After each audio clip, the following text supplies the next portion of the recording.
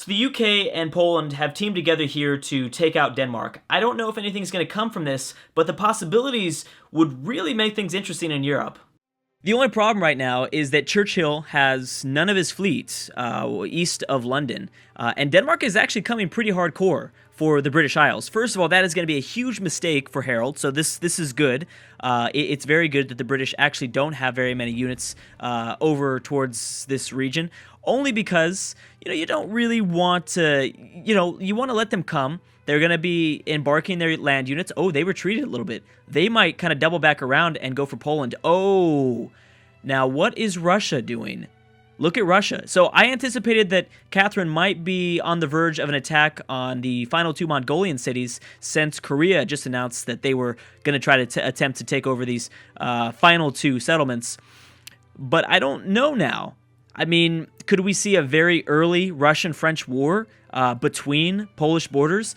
Maybe Catherine is going to utilize this buffer zone to her advantage because, first of all, France will never get open borders through Poland and vice versa. But if Russia can use that, she has a place to go and hide. It would be a smart choice. The problem is that it wouldn't work. The AI would never be able to navigate through all of these tiles with all these Polish units on them. It would be a complete mess, but it'd be interesting to watch. If the... Now, what Russia could do is potentially attack Denmark through some of the ships in the Baltic Sea. Maybe that's what they're doing. Maybe they are going to try to attack Denmark. Mongolia and Australia have peaced out. There are still several more units, though, that I think would need to be taken down before Russia decides to do anything like that. But we'll see. I mean, I think that it's still a little bit too early to tell. Poland will certainly, I think, take down a few of these crossbowmen. Who knows? That's really a big problem for Poland. I mean, what they absolutely need right now is the Baltic Sea. And in this map, I've never really realized how crucial the Baltic Sea is for like just a coastal city along the Baltic Sea, because the Baltic Sea would offer you a way to attack Scandinavia. You attack Scandinavia, you take over Copenhagen, then you have one of the only canal cities in the game leading to the North Sea. So you could attack. It's not necessarily.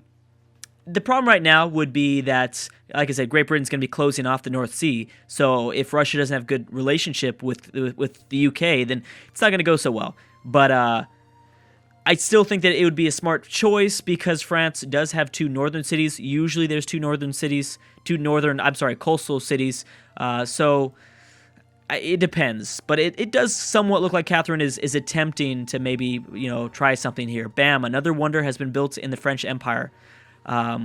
Also notice that there's a Polish settler here, so they might be attempting to, try to find some sort of spot. Oh, so the Ottomans have open borders through Poland. Notice now that Konya has been taken, Poland has a little bit of tiles that they control in the Black Sea, which is going to kind of hurt. It's going to kind of hurt the Ottomans. I didn't even realize this, but I think this might be one of the only campaigns where we've had so many canal cities. There are a lot. There are 4 very strategic. Not so much Istanbul, if the Ottomans completely control it, but there are 4 very strategic canal cities. We have the Carthaginian Suez Canal, pretty much. It's not, Arabia needs to fall for this to be, Arabia and Mecca, I guess. So it's not that crucial. We have, obviously, Istanbul, Copenhagen, which I was just mentioning, and then let's not forget the Panama Canal has been founded in Central America by the Colombians. And the Colombians are pretty strong. They are going to use that to their advantage. I guarantee you. They're definitely going to use that to their advantage. Okay, so is there any other wars that have popped up? No, I don't think so.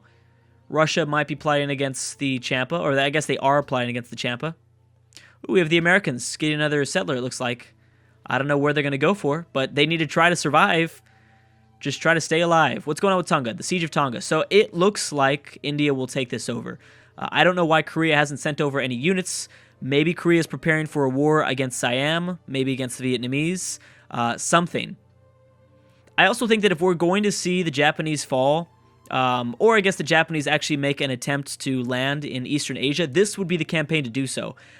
Because there are coastal cities. First of all, there's coastal cities facing the West in the Japanese mainland, but also for the Japanese sake. I mean, Vietnam is right here. Hanoi is right there. It'd be tough to navigate the island, but you could also attack Saigon. That would be easy. And because it's immortal difficulty, we would see more units. We will see a lot more units. So that's one thing. It makes it a lot easier for AIs to take over cities. Whoa! Siam building a massive fleet. I wonder what that is for. Well, Siam did settle a new city. Maybe they might be taking over Vietnam soon. I just think that Hanoi is going to have... Actually, I think Hanoi has to be taken almost through land conquest only. And they're very lucky because they have this lake to the north and this island, this massive island, to protect them from a naval invasion. As well as even the Champa borders. If the Champa don't get involved, it's just going to make it even harder for fleets to come over here towards Hanoi and attack. For any sort of range boats, you might need both. You might need to have... I bet you that will happen. Japan will attack the south of Hanoi with their fleet, and Korea or Siam will attack their land, with the land, northern part of Hanoi, with their armies. Okay, so we have the second ideology. France also choosing autocracy. So one thing to take note of, and so, because I've been making this mistake for a long time in these AI-only battles, just because... So when a player picks, their ideology, usually, traditionally, that means that you're probably going to be on a good relationship with the other similar chosen ideology. So if you chose autocracy, you're probably it's likely that you'll be friends, not all the time, but it's likely that you'll be friends with the other autocracy nations, the other autocratic nations. For the AI, that's not necessarily the case at all. That's what I've been noticing. I mean, it might slightly be there. I just have noticed that it's much more likely for a human player to find alliances through ideologies than it is for AI to AI. So just because both the UK, the British, and the French have both chosen autocracy, that doesn't necessarily mean that these two nations will be working together at all. I think that France might be gearing up potentially. Ooh. So Russia also got open borders through France, through the French Empire. So what are you doing, Russia? You're wasting your time, as well as you're gonna allow for Tonga to fall.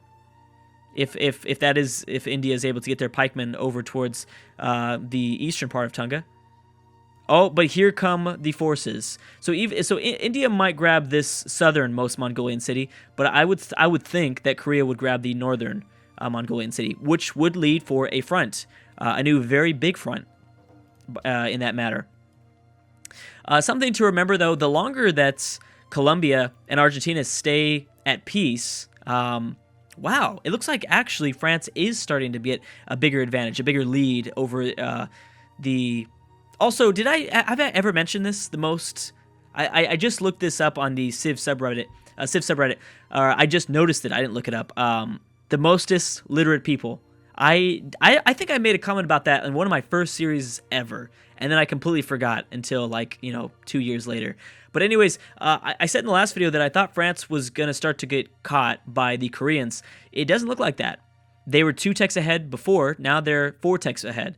We'll see if they can hold on to that lead. I still don't think they will, but we'll see. Surprisingly enough, and I've made a few comments about Australia and how I thought they were behind technology. I guess not. Maybe they haven't upgraded their troops, or maybe they just did, or maybe they've had a scientific revolution going on. But yeah, pretty important that Churchill is only a few techs behind France, 6 techs behind. I mean, it's better than being... Well, Poland's not too far behind either. It's better than being, 10 techs behind, like America or Japan or something like that.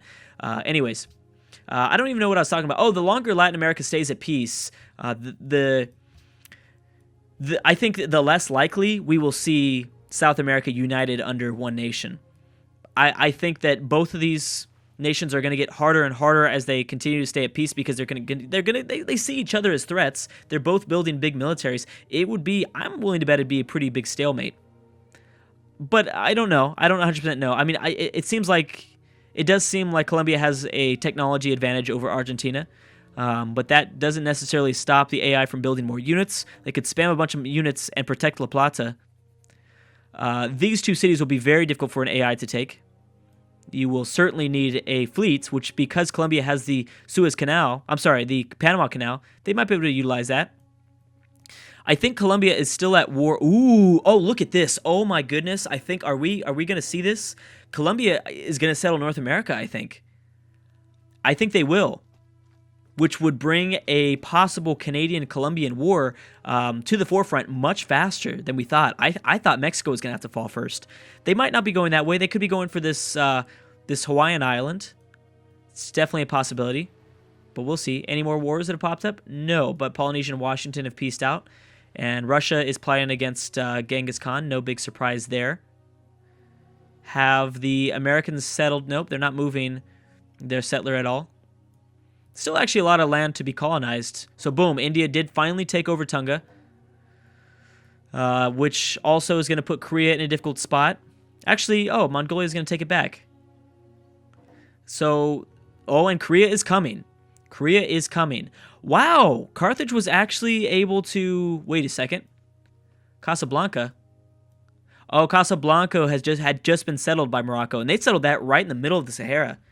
Not a very strategical city, but still, the Zulu are moving up towards the northwest of Africa. The northwest of Africa. Seems like a big possible continental war that might break out soon. Morocco still has a lot of forces. Let's not count them out. Indonesia and Australia have peaced out. Did they peace out for any cities? No. Okay, I was just curious about that. We have Russia plotting against Korea. Ooh. Yeah, so I would say there are some major players. I think that we'd be able to make those statements official by turn 300, at least in terms of like major players and stuff like that. Boom, India's captured Tonga back. And Mongolia has no more melee units. Something to keep in mind, which will make things very difficult, obviously.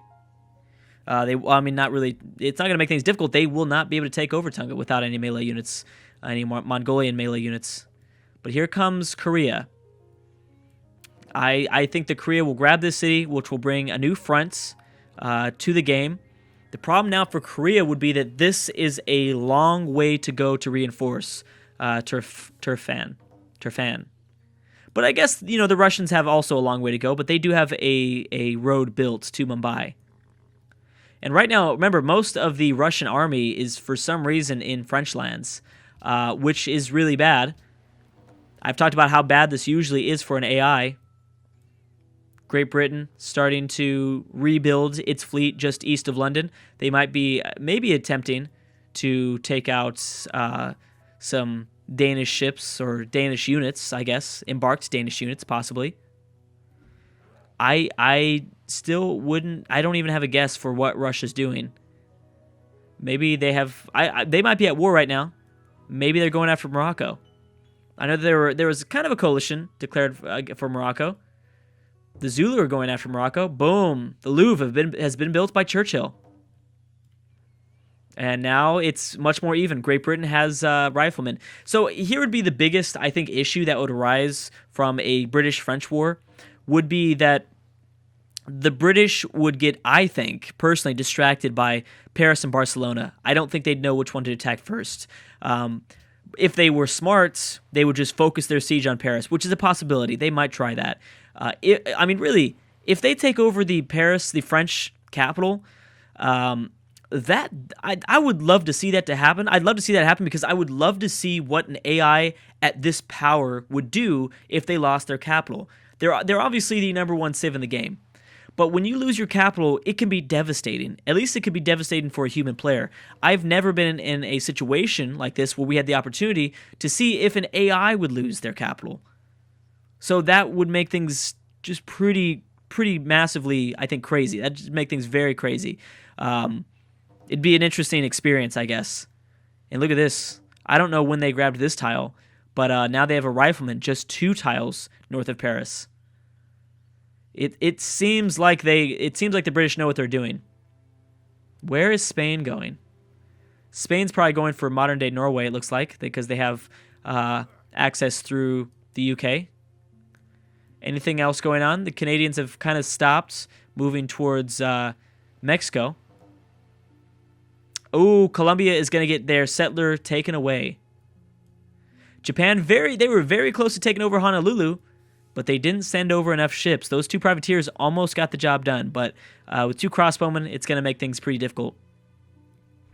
Oh, I had no idea. When did Siam? They must have been at. They must have been at war for a long time.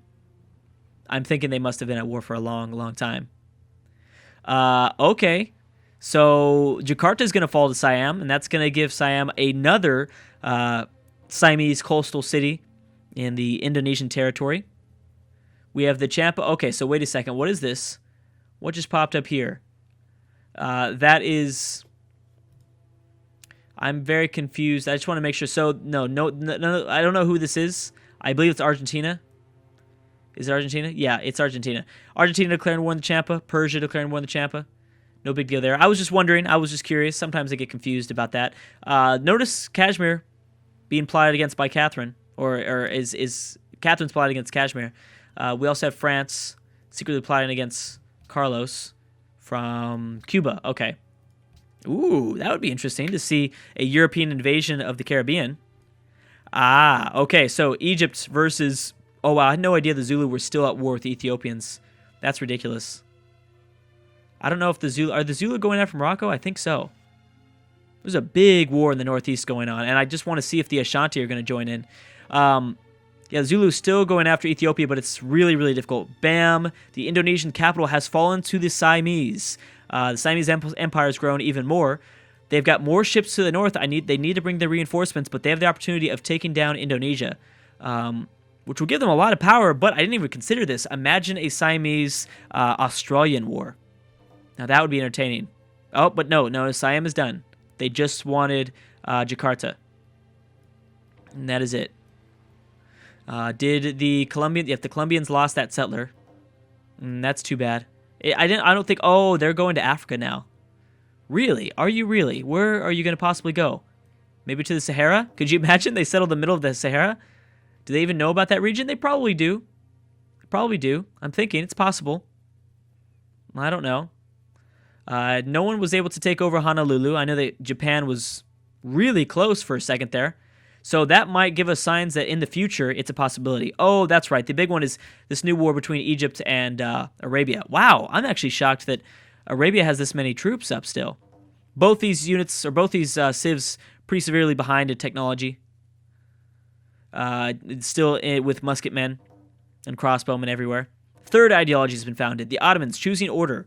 Very interesting. So the UK and the Ottomans kind of came out of nowhere choosing their ideology. Looks like the Zulu are going to try a new strategy for taking over this Ethiopian city. Yep, just like I thought, Korea grabbed the final Mongolian city. Mongolia has been destroyed, and that is something that I have never said before. In an AI-only battle, I do not think I've ever had to say that the Mongolians have been destroyed in a artificial intelligence-only series like this. That's crazy. That is a first. There is a first time for everything, I guess, in these games. It does make these borders very interesting. I don't know. What's going on right here? How long has that been going on for? Oh, okay. I don't know. Maybe that just started happening. It makes these borders really interesting now. We've got Persia, kind of a colony from Persia, the Indians, and then Korea. Then we have obviously Russia. The borders are shaping up to be looking really, really interesting. And these wars are getting big, and it's not even turned 300. Lots and lots of units everywhere. But it does seem... Oh, the Zulu settling Madagascar. When did that happen? See, that's very strange. I zoom all the way out, and there's these kind of flames. That must be something that a mod is doing, I'm thinking. Anyways, guys, thank you so much for watching, and I will see you guys next time.